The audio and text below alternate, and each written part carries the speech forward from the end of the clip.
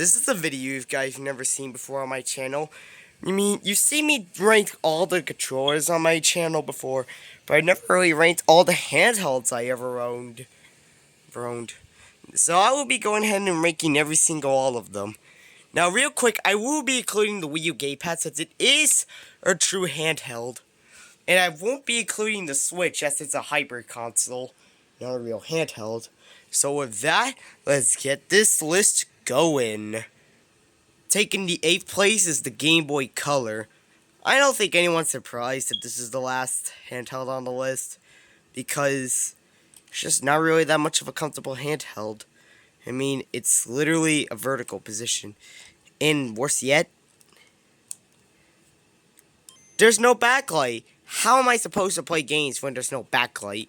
Well, that's just stupid. At least the Game Boy Advance fixed that issue. But overall, this system is pretty decent. B-. Number 7, the Game Boy Advance SP. Now, the SP is just as long as the original Game Boy Color, but the best thing about it is that it's foldable, in the fact that it can play Game Boy Color games as well, and better yet, it has a backlit screen, and I love those types of things on a system. But overall, it isn't really that comfortable to use over long periods of time, but it is still pretty cool nonetheless. B. Number 6, the Nintendo DSi. This was a used DSi I got from my great-grandma's during a party in April. And you're wondering, why isn't this higher here? Well, the main problem is there's no Game Boy Advance slot. Now how am I supposed to play my Game Boy Advance games on it? Now you may be thinking, DS Lite, Game Boy Advance, SP. Well, this thing had a lot of potential. And also, the back camera just sticks out while the rest of the DSi is smooth, and that just bothers me a lot. And also the fact that the camera quality is just poor, and you can't record videos on this. Even the 3DS family had that power, so why not this thing? But it did have a lot of potential, and I say it's good nonetheless because of the large screen, so solid B. Number 6, number 5 goes to the DS Lite. Yes, the DS Lite gets a spot over on the DSi, mainly because, yes, you'll see where I'm going, this thing can play Game Boy Advance games. But despite the fact the screens may be smaller, I don't know if they're bigger or not. I don't know if this one's bigger or not. Tell me in the comments. But the DS Lite just looks more sleeker, in my opinion, and the one you could just smudge your fingerprints on, and I like that. So, overall, this thing is a solid, good handheld. B+. Number 4 goes to the 2DS XL. Now, this is one system I kind of think, why? This one has always perplexed me because of the decision to remove the ability to close the screens together. But in reality, this makes this thing more durable, and it replace the 3DS XL that's up there. And it also just looks cool, in my opinion. Yeah, albeit the touchscreen kind of drifted a little bit over the few months. And I lost the stylus of it, so I used the stylus of the original 3DS XL as a replacement. And also, so the buttons just don't click well with me.